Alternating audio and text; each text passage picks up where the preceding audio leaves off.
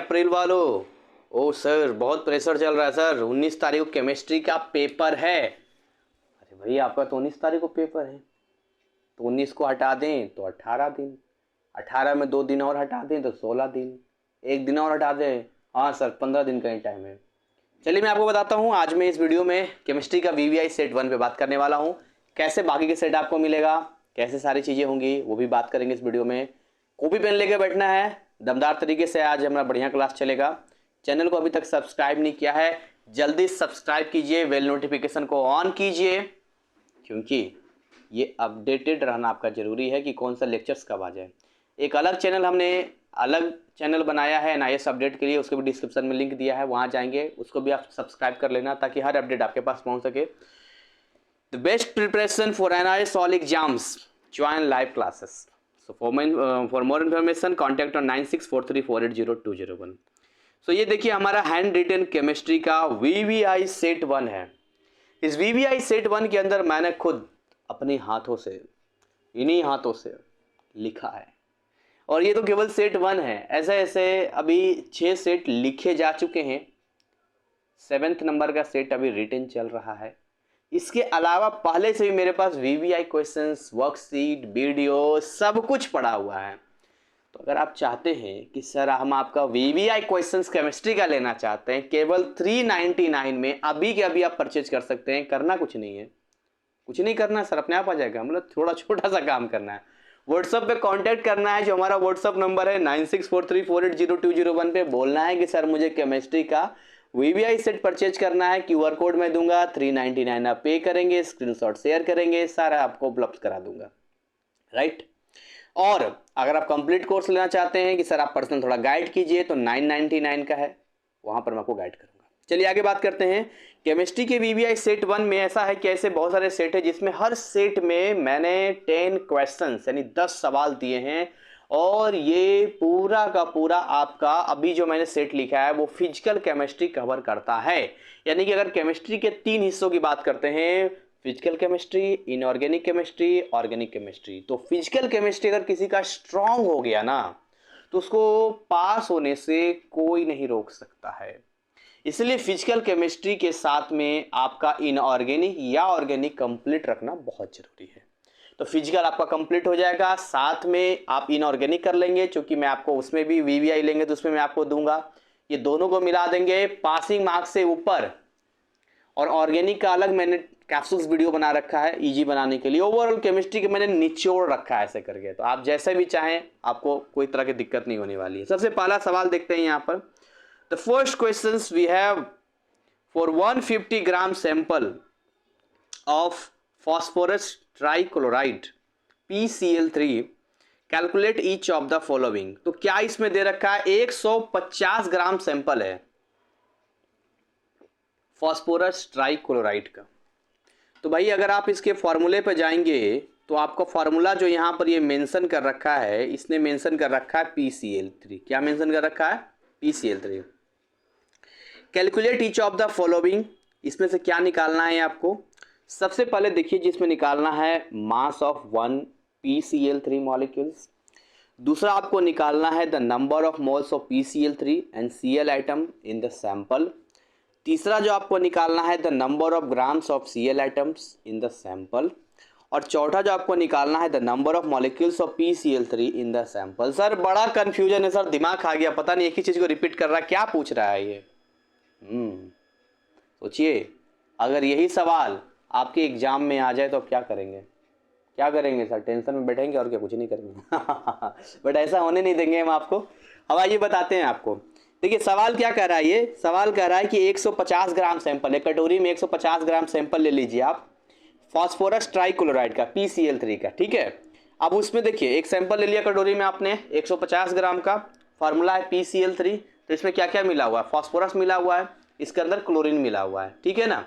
अब देखिए 150 ग्राम जो दिया है वो गिवन मास आपको दिया है, क्या दिया है, गिवन मास आपको दिया है। तो अगर आप डायरेक्टली PCl3 का नंबर ऑफ मोल्स निकालेंगे तो नंबर ऑफ मोल्स का जो फॉर्मूला होता है वो होता है given mass upon molecular mass. तो मोलिकुलर मास आपको ऐड करके निकालना होगा, साथ में गिवन मास 150 दिया है। लेकिन यहाँ पर क्योंकि स्पेसिफाई, सबसे पहला सवाल तो बना देंगे मास ऑफ 1 PCl3 मॉलिक्यूल इसका हम निकाल देंगे कि भाई इसका क्या मास होगा, सिंपल से हम निकाल देंगे, कोई दिक्कत वाली बात नहीं है। ठीक है, करके हम लोग चलो स्टार्ट करते हैं। तो सबसे पहले हम बात कर लेते हैं यहाँ पे, अगर हम यहाँ थोड़ा छोटा कर लेते हैं जी, ताकि मैं भी आपको दिखूँ और किसी प्रकार कोई दिक्कत भी आपको ना हो। हाँ ठीक है, तो अगर हम सबसे पहले यहाँ पर आते हैं तो यहाँ लिखा है मोलर मास ऑफ PCl3। तो PCl3 का जो मोलर मास होगा, देखिए 31 तो आपका हो गया फॉस्फोरस का, है कि नहीं, बोलिए हाँ या ना। हाँ जी सर, 31 ग्राम तो फॉस्फोरस का हो गया। इसके अलावा देखिए यहाँ पर जो है 35.5 ग्राम क्लोरीन का होता है। 3 से मल्टीप्लाई कर देंगे, ऐड कर दिया तो कितना निकल गया आपका 137.5 ग्राम पर मोल आ गया। अच्छा एक बात बताइए, आपने सभी पढ़े हैं कि अगर एक मोल हम लोग लेते हैं, किसी दुनिया का कोई भी एक मोल लेते हैं तो एक अवागाड्रो नंबर के बराबर होता है, बोलिए हाँ या ना। हाँ जी सर, एक अवागाड्रो नंबर के बराबर होता है। तो अगर हम लोग एक अवागाड्रो नंबर लेते हैं 6.022 इंटू 10⁻23, अगर ये हम अवागाड्रो नंबर लेते हैं तो इसमें अब हमको देखिए मास लेना है, तो अब देखिए 137 है ना, 137.5 ग्राम जो है वो PCl3 का मोलिकुलर मास है। ये केवल PCl3 का मोलिकुलर मास ही नहीं है, बल्कि ये 1 मोल PCl3 के बराबर है। अब अगर आप 1 मोल PCl3 करते हैं, इसका मतलब है कि आप उनके नंबर के अकॉर्डिंग बात करेंगे तो 1 मोल PCl3 में 6.022 इंटू 10⁻23 मॉलिक्यूल्स ऑफ PCl3 होगा। यानी कि आप समझिए कि 100 लोगों के लिए, लेट बी सपोज मान लेते हैं 100 लोगों के लिए 1000 kg खाना आया है, ऐसे समझिए।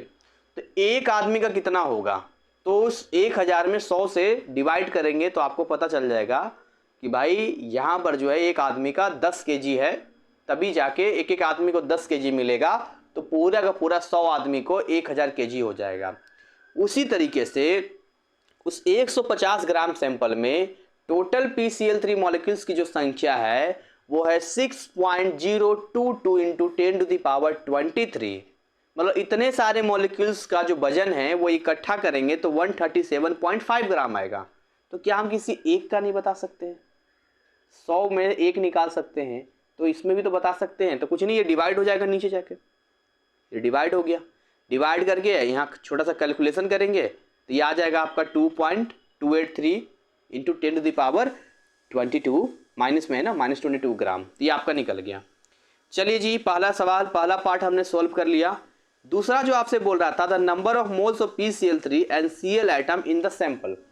तो पहले नंबर ऑफ मोल्स PCl3 का निकालना। अगर हम इतना ही फोकस करें, अगर इस वाले को फोकस करें इतना, तो अगर आप नंबर ऑफ मोल्स PCl3 का निकालते हैं तो किसी का भी नंबर ऑफ मोल्स निकालने का जो बेस्ट तरीका होता है वो होता है, ऊपर होता है गिवन मास, नीचे होता है मोलर मास। तो गिवन मास तो ऑलरेडी 150 दे रखा है आपको, बोलिए हाँ या ना। और मोलर मास तो अभी आपने निकाला 137.5 ग्राम है जी। हाँ जी, सब डिवाइड कीजिए, निकल जाएगा। तो देखिए सिंपल तरीके से ये सोल्व हो जाएगा कि ऊपर में लिख देंगे 150, नीचे लिख देंगे 137.5, देन आफ्टर यहाँ पर आ गया 1.09, क्या आ गया जी, 1.09 मोल्स यहाँ पर आ गया। चलिए ये तो क्लियर हो गया। बट उसमें एक चीज़ और पूछा था, उसने पूछा था यहाँ पर कि Cl का कितना मोल्स होगा, किसका, क्लोरीन का कितना मोल्स होगा। तो ऐसा है कि अगर हम लोग 137.5 ग्राम PCl3 में आते हैं तो उसके अंदर PCl3 यानी 3 मोल क्लोरीन है, बोलिए है या नहीं। हाँ जी सर, 3 मोल क्लोरीन है। तो अगर 3 मोल है, एक PCl में 3 मोल है, तो आप बोल सकते हैं कि भैया 137.5 ग्राम में 3 मोल है, तो 150 ग्राम में नहीं बता सकते क्या? हाँ बता तो सकते हैं तो निकल जाएगा, एक का निकाल लेंगे, फिर 150 का निकाल लेंगे, आंसर हमारे सामने आ जाएगा। छोटा छोटा आपको समझने का फेर है। तीसरा पार्ट था the number of grams of Cl items in the sample. Cl item sample में कितने ग्राम का है, तो और भी आसान है ये। भाई एक बात बताइए, 137.5 ग्राम PCl3 में कितना ग्राम Cl था? तो 3 ही Cl था ना, और एक Cl जो होता है, एक क्लोरीन का जो मास होता है वो होता है 35.5 ग्राम। तो 3 का कितना हो जाएगा, 106.5 ग्राम। यानी एक PCl3 की बात करते हैं, जो अगर आप 137.5 ग्राम में बात करते हैं तो उसमें 106.5 ग्राम है, तो 150 में निकाल नहीं सकते क्या? बिल्कुल निकाल सकते हैं। चौथा जो आपसे पूछ रहा था यहाँ पे, the number of molecules of PCl3 in the sample. Number of अरे तो ये कौन सी बड़ी बात है नंबर ऑफ मॉलिक्यूल्स निकालने का? सब ऐसा ही निकलेगा भाई। देखो 137.5 ग्राम में कितना मॉलिक्यूल्स है? 6.022 इंटू 10⁻23 मॉलिक्यूल्स है। 150 ग्राम में इतने मॉलिक्यूल्स हैं, आंसर आ जाएगा यहाँ पे। बट फोर्थ में था क्या यहाँ पर? द नंबर ऑफ मॉलिक्यूल, हाँ ठीक है, PCl3 का निकल जाएगा, बन गया और क्या। चलिए क्वेश्चन नंबर 2 पे आते हैं जरा। सवाल नंबर 2 क्या कहता है हमसे? ये next chapter structure, atomic structure का चैप्टर है।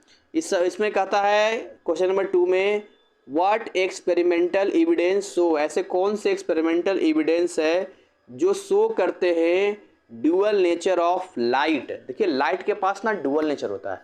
पहले लोग कहते थे ना कि लाइट जो है पार्टिकल नेचर है, कुछ ने कहा कि नहीं लाइट ना वेव नेचर है। आप दोनों का मतलब मैं क्लियर आपको समझा देता हूँ। लाइट और ड्यूअल में क्या फ़र्क होता है, सॉरी लाइट और वेव में क्या फ़र्क होता है। जैसे आप जो कॉलिंग करते हैं तो जो आपको सिग्नल आता है वो वेव के फॉर्मेट में आता है। जो FM रेडियो आप बजाते हैं उसका जो सिग्नल आता है वो आपका जो है वेव के फॉर्मेट में आता है। लेकिन जब पार्टिकल नेचर की बात करते हैं तो पार्टिकल नेचर वही होता है जो आपको दिखाई देता है। इसको बेस्ट तरीके से समझने के लिए हम समझ सकते हैं इसको, इस पर और भी बहुत सारे साइंटिस्ट ने इस पर एक्सपेरिमेंट वगैरह दिया है, तो मैं उसको बताऊंगा आपको। लेकिन फिलहाल समझिए आप कि अगर एक सड़क पे एक बाइक नॉर्मल चलती है तो वो हमें दिखाई देता है, तो उसको हम पार्टिकल नेचर कहेंगे। लेकिन अगर वही बाइक इतनी स्पीड में चले, इतनी स्पीड में चले, इतनी स्पीड में, सर कितनी स्पीड में, इतनी स्पीड में चले कि आपको दिखाई ना दे, अच्छा उसको बोलेंगे वेव नेचर। तो वेव नेचर और लाइट के पास दोनों ही चीज़ें कंसिस्ट होता है। अगर आप ध्यान से देखेंगे थोड़ा सा, जहाँ भी लाइट वगैरह कहीं छेद होल से निकलता है तो वहाँ पार्टिकल होता है। तो ऐसे कौन कौन से एक्सपेरिमेंटल एविडेंस शो करते हैं कि भाई लाइट के पास ड्यूअल नेचर होता है, ये आपको लिखना है। उसके बाद इसमें जो है, इसमें और भी सवाल में ए में लिखा है, compute the energy of FM radio signal transmitted at a frequency of 100 megahertz. B वाले में लिखा है, what is the energy of a wave of red light with lambda is equal to 770 nanometre. इस सब में बताऊंगा। मेरे VVI सेट को अगर आपने ढंग से पढ़ लिया, मैं दावे के साथ कहता हूं कि मैंने ऐसा सेट तैयार किया है कि NIS में किसी को भी आप क्वेश्चन सेट करवाएंगे या कोई भी क्वेश्चन सेट करेगा आपके बोर्ड का, इन क्वेश्चंस के रिगार्डिंग ही वो सवाल होंगे। मैं आपसे ये तो नहीं कह रहा कि हु बहुत डिजिट मिलेगा, हु बहुत सवाल मिलेगा, लेकिन 80% तक की मेरी क्षमता है। मैंने पूरे सिलेबस को कहीं से छापा नहीं है, इसमें से बहुत दिमाग से मैंने क्वेश्चंस को लिया है कि अगर मुझे सेट करना होता है ना इसमें तो मैं कैसे सेट करता। तो 399 रुपया को वैल्यू नहीं रखता है आपके लिए, अगर ये वर्थफुल है तो, अगर ये आपके लिए यूजफुल है तो। इतना तो पता नहीं मैकडोनल्ड्स में जाकर, डोमिनोज में जाकर लोग पिज्जा उजा खा के, बर्गर खा के हजम कर लेते हैं, मोबाइल रिचार्ज कर लेते हैं। ये तो लाइफ की बात है। यहाँ पे जो मार्कशीट आएगा ना लाइफ टाइम आपके हाथ में रहेगा, लगेगा नंबर आया था यहाँ पे। अब इससे क्या फर्क पड़ता है कि लास्ट टाइम मैंने आपने VVI क्वेश्चन सेट पढ़ के गए थे या क्या कर गए थे या कोई फर्रेस पास है, क्या फर्क पड़ता है? रिजल्ट में रहता है ना, वो नंबर दिखता है। खैर एनीवे, तो यहाँ पर देखिए अगर आंसर्स पे आते हैं, लिखा है ड्यूअल नेचर ऑफ लाइट। अगर मैं इसको छोटा कर दूं थोड़ा, लिखा है dual nature of light was experimentally verify किया था Thomson and Davisson by diffraction of electron waves by the crystal lattice of nickel. ये लाइन आप ध्यान रखिएगा, पहली बार जो है दो साइंटिस्ट थे वैज्ञानिक, थॉमसन एंड डेविसन ने डिफ्रैक्शन किया था इलेक्ट्रॉन का, और crystal lattice of nickel, nickel जो होता है एक एलिमेंट होता है, तो उसका क्रिस्टल लैटिस पे काम किया था उन्होंने, उस पर किया था। डिटेल तो इसमें है नहीं, बस इतना एनफ है। आप दो साइंटिस्ट और क्या किया था ये ध्यान रखिएगा। चलिए दूसरा बताते हैं, क्या होगा यदि आपको फ्रीक्वेंसी दे दिया जाए और आपको एनर्जी निकालना हो। देखिए एनर्जी का फॉर्मूला क्या होता है, E is equal to h nu होता है, ठीक है, या आप इसको बोल सकते हैं AC बाई लेमडा। यही फॉर्मूला होता है एनर्जी का, ठीक है ना। तो अगर आपको फ्रीक्वेंसी दिया जाए तो आप ये वाला लगा देंगे, और अगर आपको वेवलेंथ दिया जाए तो आप ये वाला लगा देंगे। हेलो, कहाँ हो? कॉपी में लिख रहे हो क्या? लिखो भाई इसको लिखो ये सब। एच को प्लैंक्स कांस्टेंट बोलते हैं, न्यू फ्रीक्वेंसी हो गया, इसको न्यू बोलते हैं, C स्पीड ऑफ लाइट हो गया, 3 × 10⁸ मीटर पर सेकंड। लैम्डा आपका वेवलेंथ हो गया आपका यहाँ पे। तो इस तरीके से सवाल में कई बार आपको फ्रीक्वेंसी दिया जाता है, उसके बाद आपको जो है उसमें एनर्जी निकालना होता है, और सवाल में कई बार जो है आपको जो दिया जाता है वो क्या दिया जाता है, वेवलेंथ दिया जाता है। तो वेवलेंथ देगा तो भाई फिर आपको वेवलेंथ के हिसाब से निकालना पड़ेगा। लेकिन इसमें सावधान सावधान सावधान, थोड़ा ध्यान देना है आपको। वो ये ध्यान देना है, जैसे फ्रीक्वेंसी देगा तो कभी मेगा हर्ट्ज में दे देगा, तो उसको हर्ट्ज में लाना पड़ेगा आपको। इसके अलावा अगर मान लीजिए वेवलेंथ दे रहा है तो नैनोमीटर में दे देगा, तो मीटर में करना पड़ेगा। जो स्टैंडर्ड यूनिट है ना उसमें आपको लाना पड़ेगा। फिर छोटा सा कैलकुलेशन है, कैलकुलेशन कीजिए। हाँ, एच की वैल्यू आप याद कर लीजिएगा, चूंकि एच की वैल्यू वो दे भी सकता है और एच की वैल्यू वो नहीं भी दे सकता है। तो बेहतर तो यही होगा कि एच की वैल्यू हम याद करके चलें। तो अगर मैं इसको सोल्व करता हूँ, यहाँ पर मैं थोड़ा कलर चेंज कर लेता हूँ आपके लिए, ताकि आपको किसी प्रकार की समस्या ना हो। देखिए फ्रीक्वेंसी देखिए यहाँ पर लिखा हुआ है nu is equal to 100 megahertz, जिसको चेंज कर लिया 10⁶ से, और ये सिंपली हमने हर्ट्ज में ले आया। ठीक है, मेगा हर्ट्ज है ना, भाई पावर 6 से मल्टीप्लाई करना पड़ेगा। एनर्जी निकालना है जी, E is equal to h nu, ये फार्मूला लगा देंगे, मस्त अपना निकल जाएगा। एच की वैल्यू देखिए लिखा हुआ है, मैं साइड में लिख देता हूँ 6.626 इंटू 10⁻34। 5 टाइम लिख लीजिएगा डॉक्टर की राइटिंग में, फटाफट रगड़ के याद हो जाना चाहिए। तो ये जूल सेकंड होता है इसका, ठीक है ना। तो ये एच की वैल्यू प्लैंक्स कांस्टेंट होता है, बाकी तो आपका दिया है, सेट कीजिए आंसर आ जाएगा। दूसरा जो बोल रहा था यहाँ पर, what is the energy of A wave of red light with, देखिए लेमडा दे रहा था 670 नैनोमीटर। नैनोमीटर को मीटर में कन्वर्ट करेंगे पहले तो भाई 10⁻⁹ से आपको करना पड़ेगा मल्टीप्लाई, क्योंकि 670 इंटू 10⁻⁹ करेंगे तब जाके ये मीटर में बनेगा, राइट। एच की वैल्यू अपना यही रहने वाला है, सी की वैल्यू 3 × 10⁸ मीटर पर सेकंड होता है। सॉल्व कीजिए, आंसर आपके सामने है। चलिए जी आगे बढ़ते हैं, क्वेश्चन नंबर 3 पे आते हैं। क्वेश्चन नंबर 3 बहुत ही इजी है। कितना टाइम ले लिया, 17 मिनट ले लिया। जल्दी कोशिश करेंगे आपका फटाफट करने का, ठीक है। पर मैं बता रहा हूँ ये डेमो पर्पस के है। अगर आप ये सोच रहे होंगे कि सर सारा सेट का वीडियो आप डाल देंगे, सारा सेट दे दूंगा, तो आप घर में मत रहिएगा। तो बहुत सारा विद्यार्थी लोग जो पेड कोर्स करके इसमें आया और पे किया है, तो कुछ फर्क रहना चाहिए, तो फर्क रहेगा, ठीक है। तो ये जो एक्सप्लेनेशन आपको मिल रहा है केवल ये एक तरह से डेमो पर्पस के लिए मिल रहा है, बट जो भी मिल रहा हो लाभ उठाइए, क्या दिक्कत है, फ्री का चीज़ है, लाभ उठाइए, लिखिए। अगर लाभ उठाना आगे चाहेंगे तो कांटेक्ट कर लीजिएगा मुझसे। देखिए यहाँ पे क्वेश्चन नंबर 3 है, एक्सप्लेन द टर्म, देखिए बॉन्ड लेंथ, बॉन्ड एनर्जी और बॉन्ड एंगल। इन सेट्स की सबसे अच्छी बात यह है ना कि इसको मैंने ऐसा तैयार किया कि इसमें मैंने जो है इजी टू हार्ड ले गया हूँ मैं, मतलब आप बोल सकते हैं कि आसान से कठिन की ओर ले गया हूँ। और हर तरह से मैंने इसको थ्योरी भी देने की कोशिश किया, न्यूमेरिकल भी देने का, हर तरह देने, मतलब ऐसा है कि अगर इसको कोई पढ़ भी ले आराम से तो भी, कई बच्चे अगर ऐसा फरे लेके जाएंगे हो जाएगा, मैंने ले जाओ, पकड़े जाओगे तो फिर मुझे मत कहना। तो बॉन्ड लेंथ क्या होता है बेसिकली, देखिए अगर आप बॉन्ड लेंथ की बात करते हैं तो bond length is the distance between the centres. देखिए अगर आप बॉन्ड लेंथ की बात करते हैं, बेसिकली बॉन्ड लेंथ होता क्या है, तो बॉन्ड लेंथ जो है, bond length is the distance between the centres of two nuclei. दो न्यूक्लियाई, इधर ए इधर बी, इसके बीच का जो सेंटर होता है उसी को बॉन्ड लेंथ कहते हैं। जैसे CL तो ये देखिए बॉन्ड लेंथ हो गया इसके बीच के सेंटर्स का। बॉन्ड एनर्जी क्या होगा, इसको देखो पहले पता पिकोमीटर में मापते हैं बॉन्ड लेंथ को, ठीक है, ये सब याद कर लेना। बॉन्ड एनर्जी, ये एनर्जी रिक्वायर्ड होता है अगर हमें ब्रेक करना हो, अगर हमें हमें ब्रेक करना हो, हमें इसको तोड़ना हो। किसको ब्रेक करना हो, केमिकल बॉन्ड को तोड़ना हो। इस कंडीशन में अलग अलग जब तोड़ते हैं तो उसमें जो एनर्जी की जरूरत पड़ती है उसी को हम लोग बॉन्ड एनर्जी बोलते हैं। किलो जूल पर मोल में इसको मेजरमेंट करते हैं। अगर आप बॉन्ड एंगल की बात करते हैं जी, बॉन्ड एंगल क्या होता है, तो भाई साहब बॉन्ड एंगल जो होता है वो होता है angle between any two bonds. कोई भी दो बॉन्ड का एंगल होता है emerging from the same atom, एक ही एटम से जो निकलता है, और इसको मेजर करते हैं हम लोग डिग्री में। जैसे कि होता क्या है ना कि इलेक्ट्रॉन इलेक्ट्रॉन रिपल्सन होता है, उन रिपल्सन को क्या करता है, उसको कम करने के लिए अपने आप को ये अरेंज करता है, और जो अरेंजमेंट होता है वही एंगल क्रिएट कर देता है, और इसी को हम लोग बॉन्ड एंगल के नाम से जानते हैं। बात खत्म। नेक्स्ट क्वेश्चन पे आते हैं। क्वेश्चन नंबर 4 क्या कहता है जी, क्वेश्चन नंबर 4 कहता है कि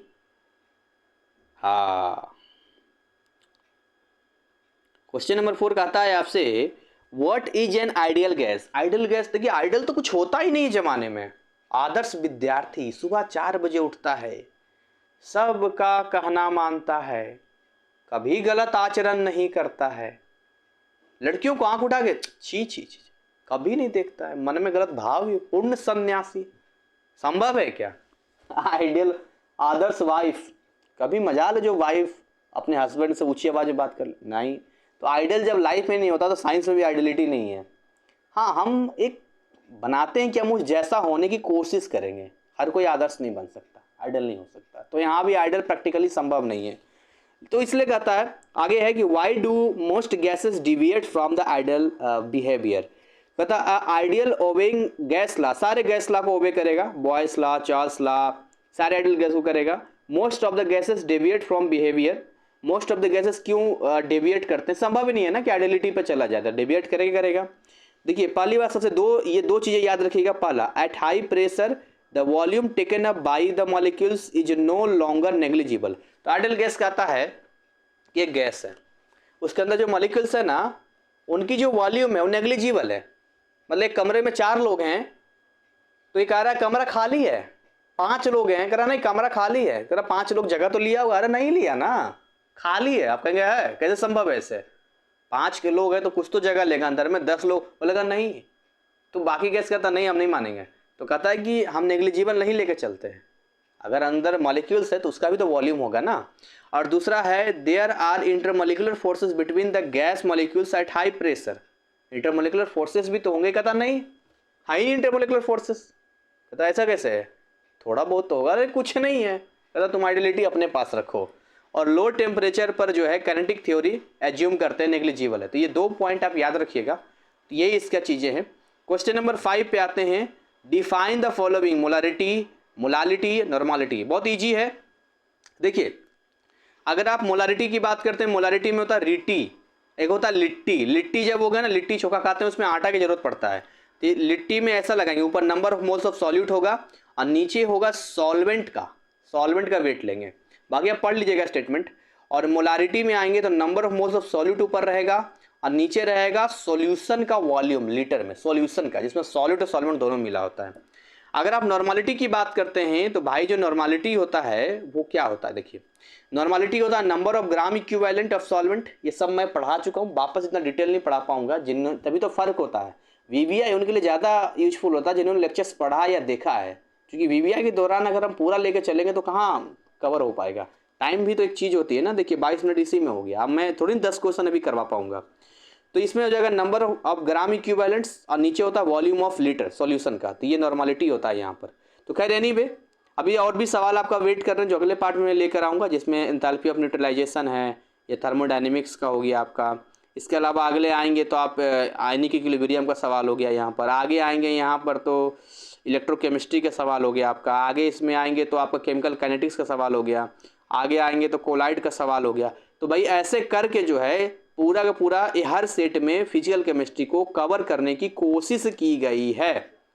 तो जो भी आप लाभ लेना चाहें तो फ्री वाला लाभ लीजिए, साथ साथ में समय का इस्तेमाल सदुपयोग करना चाहते हैं, व्हाट्सअप नंबर स्क्रीन पे आपको दिख रहा है 9643480201। कॉन्टेक्ट कीजिए, आगे बढ़िए, कदम से कदम मिलाएंगे, हम भी आपके साथ रहेंगे और हर वो संभव प्रयास जो हमसे हो पाएगा हम आपकी मदद करेंगे।